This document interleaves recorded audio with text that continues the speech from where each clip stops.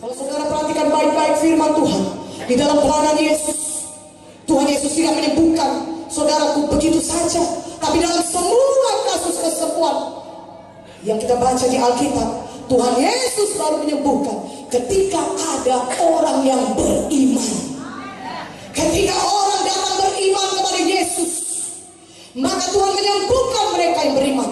Tuhan tidak berkata, kalau saudara baca, imanku, Tuhan tidak berkata kuasaku menyembuhkan engkau, kuasaku menyelamatkan engkau, tapi Tuhan Yesus berkata imanmu telah menyelamatkan engkau. Iman, kita harus punya iman, katakan amin. Tuhan Yesus belum menyembuhkan sebelum dia melihat iman orang tersebut, sebelum dia melihat ucapan iman atau tindakan orang tersebut. Tuhan Yesus baru menyembuhkan ketika dia melihat iman saudara. Saya tunjukkan kepada saudara Markus 2. Biarlah kita semuanya pulang dengan berkat Tuhan pada malam hari ini. Biarlah kita semuanya punya iman, katakan amin. Lebih kuat aminnya, katakan amin. Haleluya. Markus 2 saudaraku. Markus 2 ayat 1 sampai 12 saudaraku yang kekasih dalam nama Yesus. Markus 2 ayat 1 sampai 12 saya bacakan. Saudara boleh lihat Alkitab saudara. Orang lumpuh disembuhkan. Kemudian sesudah lewat beberapa hari, waktu Yesus datang lagi ke Kapernaum, tersiarlah kabar bahwa ia ada di rumah. Maka datanglah orang-orang berkerumun sehingga tidak ada lagi tempat, bahkan dibuka pintu pun tidak. Sementara ia memberitakan firman kepada mereka. Ada orang datang membawa kepada seorang lumpuh, digotong oleh 4 orang. Tapi mereka tidak dapat membawanya kepadanya karena orang banyak itu. Lalu mereka membuka atap yang di atasnya. Sesudah terbuka mereka menurunkan tilam, tempat orang lumpuh itu terbaring. Ketika Yesus melihat iman mereka, berkatalah ia kepada orang lumpuh itu, "Hai anakku, dosamu sudah diampuni." Tetapi di situ ada juga duduk beberapa ahli Taurat. Mereka berpikir dalam hatinya, mengapa orang ini berkata begitu? Ia menghujat Allah. Siapa yang dapat mengampuni dosa selain daripada Allah sendiri? Tapi Yesus segera mengetahui dalam hatinya bahwa mereka berpikir demikian. Lalu ia berkata kepada mereka, "Mengapa kamu berpikir begitu dalam hatimu? Manakah lebih mudah mengatakan kepada orang lumpuh ini, dosamu sudah diampuni, atau mengatakan, bangunlah, angkatlah tilammu dan berjalan? Tapi supaya kamu tahu bahwa di dunia ini anak manusia berkuasa mengampuni dosa." Berkatalah ia kepada orang lumpuh itu, "Kepadamu kukatakan, bangunlah, angkatlah tempat tidurmu dan pulanglah ke rumahmu."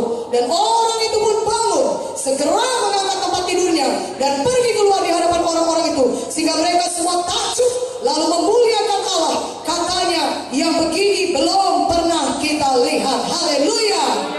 Katakan haleluya. Saudara, saya mau mengatakan pada saudara tindakan iman orang lumpuh ini. Firman Tuhan berkata dalam Yakobus 2:26, seperti tubuh tanpa roh adalah mati, demikian juga adalah iman tanpa perbuatan adalah mati. Saudaraku, iman belum iman sebelum ditindakkan. Iman barulah iman kalau saudara sudah menindakkannya. Saudara tindakan dengan mengucapkan iman tersebut dan juga bertindak. Saudara katakan amin. Amin. Inilah yang dilakukan oleh orang lumpuh. Kalau saudara lihat dia lumpuh, dia bukan hanya sekedar lumpuh yang hanya sebelah kakinya lumpuh tapi masih bisa berjalan, pincang, bukan. Dia betul-betul lumpuh. Dia tidak dapat bergerak sama sekali. Kalau dia pakai pikiran manusiawinya, maka dia akan berpikir tidak ada harapan baginya. Karena dia tidak dapat bergerak. Tetapi dia punya iman. Katakan amin. Amin. Iman itu adalah dasar dari segala sesuatu yang saudara harapkan. Bukti dari segala sesuatu yang belum saudara lihat. Itulah iman. Dia punya iman. Singkatnya, iman itu percaya Tuhan Yesus bisa menyembuhkan saudara walaupun saudara melihat saudara belum sembuh. Iman itu saudara percaya kepada apa yang dikatakan Yesus. Saudara diberkati, saudara berhasil, saudara diurapi, saudara sembuh. Saudara percaya itu jadi kepada saudara. Walaupun pada saat saudara mengucapkannya, saudara masih mengalami banyak persoalan dalam hidup saudara. Tapi iman adalah percaya bahwasanya firman Tuhan sudah digenapi dalam hidup saudara. Katakan amin.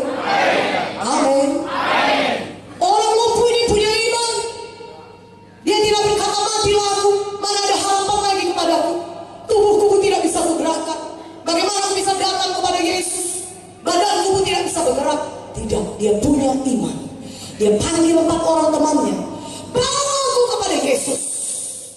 Aku dengar Yesus menyembuhkan orang sakit. Aku dengar dia menyembuhkan orang kusta. Tidak ada seorang pun bisa menyembuhkan orang kusta demikian saja. Aku dengar dia membangkitkan Lazarus. Aku dengar dia melakukan banyak mujizat. 5 roti 2 ikan.